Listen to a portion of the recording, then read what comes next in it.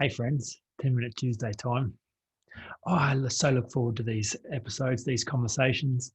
I just love the energy that's building around a group of people that that really do believe this problem can be solved. I get to hear stories, emails, read texts, have calls with people who are doing work on themselves, deep work, and solving the insecurity problem. And that excites me no end because I'm convinced that the big world problems we're solving right now, they're not really going to be technological. The advancements in technology are continuing to race ahead at rapid pace. The big challenge will be growth in consciousness. Personal growth will be the big challenge for the coming years. So to watch people do that work, just makes me sleep well at night, knowing that the world we're going to be okay. The world's in safe hands. Good people showing up at their best where it matters most. Um, so look, can I allay your fears?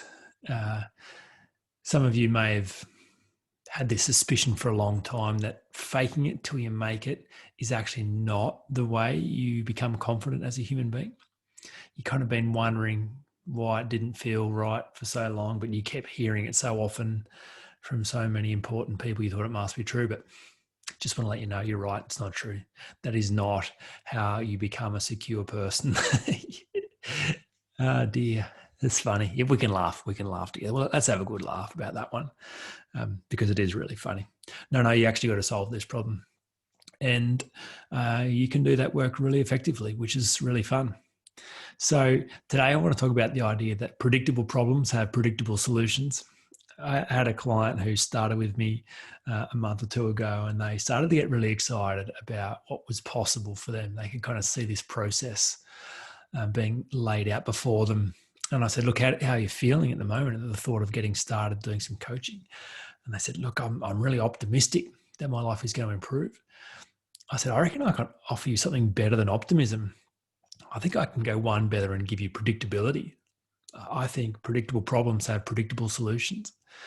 You couldn't not experience great change, massive improvement, peace, joy, all fruit of doing deep change work. That's the only thing that could happen. Predictable problems have predictable solutions. So I'll unpack that for you in a moment. But before I do that, I'm listening to this great book on Audible by Dave Asprey called Game Changers. He's the guy who brought us Bulletproof Coffee, Bulletproof Radio. It's kind of the summary of a bunch of interviews he's done with some world beaters. So there's a guy he introduces us to called Jim Kwik from Kwik Learning. And it's an idea he developed to overcome his own learning difficulties as a youngster and how he could optimize memory. So to have fast memory, the acronym FAST, is how he thinks about learning things quickly. So I have lots of people that say, Jamin, my memory's no good. I can't learn very well. Well, here's a framework that I love and I reckon you could find super useful too. And I think it really applies to this content. And I'd love to hear what happens if you would be willing to give this FAST framework a go for this podcast to see how much of it you could recall a day, 2 days, a week, a month later. So FAST, F is forget. What a great place to start. Specifically, forget you already know anything about this. Often the reason we don't learn is because we think we already know. So to come to the table and go, I'm going to forget that I know anything about this subject. I'm going to come open, listening, excited, as though I was hearing it for the first time. That just puts you in such a sponge-like state. 2, be active. So gone are the days where rote learning is the way you actually recall stuff. You got to participate in the process. So note taking is good. Jim Kwik suggests a note page with a line down the middle. Left hand is for capturing notes. So with as much accuracy, the detail of what you're hearing. That's very left brain. And right brain is to create notes. So based on what you're hearing, what does that mean to you? What questions are arising? What implications can you see? So that's a really active way of participating in the content. S, F-A-S, S is for state. So every state has open and closed doors.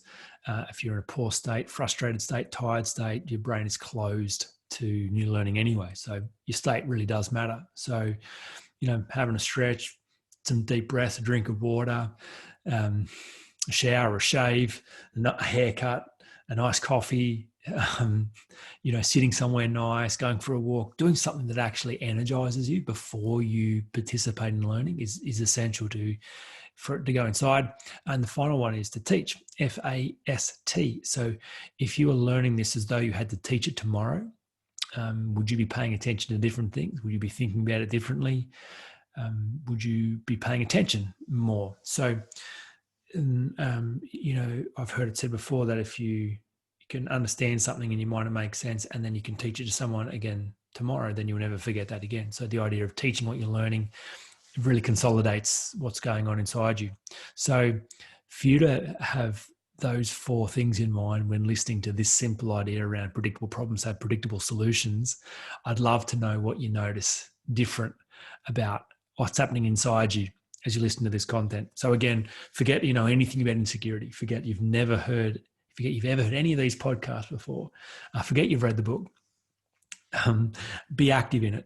Grab a pen and paper. So if you're driving, maybe just pull over. They're only 10-minute Tuesdays. Pull over, pen and paper. You can take some notes on your phone if that's easier. But be active in the learning. Make sure your state's great. Some deep breaths. Really be present and teach this to someone. Like actually have an intention in your mind. Who am I going to teach this to tomorrow?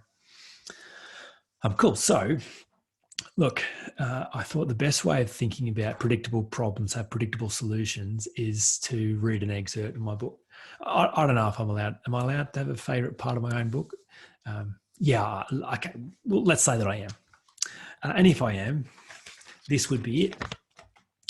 There's a few people who've also messaged me lately and said that this also is their favorite part. So page 117 for those playing along at home from the book Unhindered. Your behavior is not nearly as weird, broken, messy, or random as you think. Behavior is simply the end of the assembly line, produced by the factory of your beliefs. What's more, your behavior never lies. It's an incredibly accurate representation of your beliefs. People think they believe all kinds of wonderful things, but what must you believe in order to behave that way? If you see that your behavior is part of a well-constructed system, it takes all the mystery out of the process of self-awareness. This is good, eh? System thinking turns the work of personal transformation into a clear scientific process. If our behavior is a system, then there must be a design. If there is a design, then there is a strategy. If there is a strategy, there is an intention. If there is an intention, it can be observed. If it can be observed, it can be deconstructed. If it can be deconstructed, it can be changed. If it can be changed, it can be improved and reconstructed. Yeah, like the moment you can see the insecurity problem as a predictable problem with a predictable solution, it changes the game instantly in that moment and stacks it in your favor. It just means this is scientific. So here's 3 questions, really simply to wrap this up for you. Question 1: are you special? Answer: no, you're not special. You're not different. You're not peculiar. People imagine their problems are complicated and unique. They're not. Every single human has to work out if they matter. And all of us believe we don't at some point. We form opinions that limit us, that are negative, that disempower us. You're not special. You are not the only one who is battling insecurity. Are your problems special? No. No, do you have a particular brand of insecurity that's special or unique or hard? No, because it's not the imposter monster or the imposter syndrome or not having confidence or low self-esteem. It's just your own opinion of yourself. That's all the problem is. So is the solution special? No, it's not special either. It's just the same, be the same for everyone. To change insecurity, you'll have to own the fact that insecurity is the thing you're changing, which means that you will address the fact that at the deepest level, you have this opinion of yourself that there is some lack, some limitation, something not right. And therefore you are invested in protecting yourself from that reality being exposed. That's why you're hiding. That's why you're playing it small. That's why you are needy for validation and affirmation. That's why you're afraid. So the only way of fear is changed is by examining it. Every time you run away from the fear, it just grows. But every time you sit with it, you can see what's really happening. So you either discover if this opinion you formed of yourself is true. And if it is true, well, that's the game. That's the end. If you are hopeless, no good, inadequate, of no value, well, how do you recover from that? Well, you don't. That's the end of the game.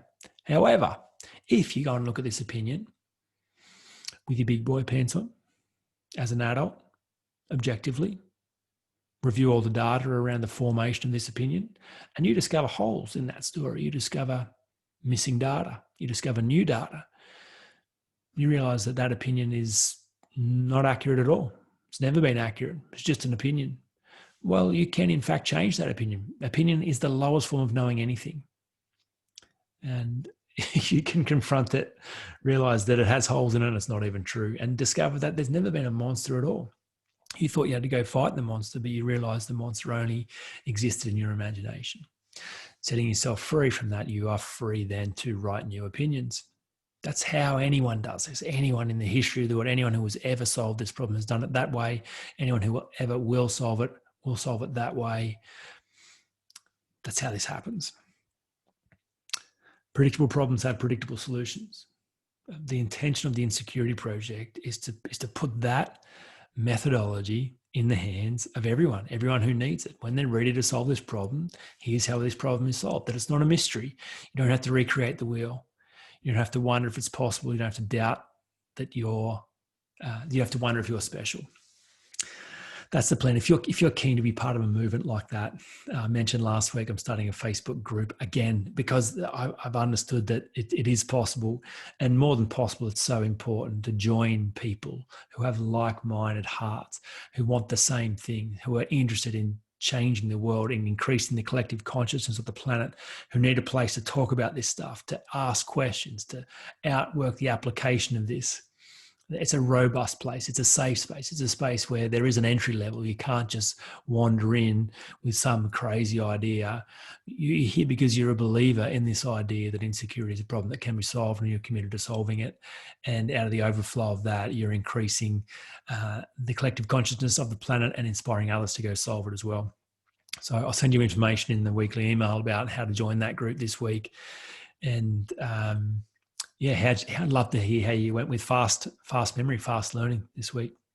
As always, you can still get a copy of the book on paperback, on Audible. You can do the short course where you're ready. And for those who are really looking to fast track the process of radical change, give me a call, reach out. Let's do the Unhindered experience. Bye for now. I'll talk to you next week.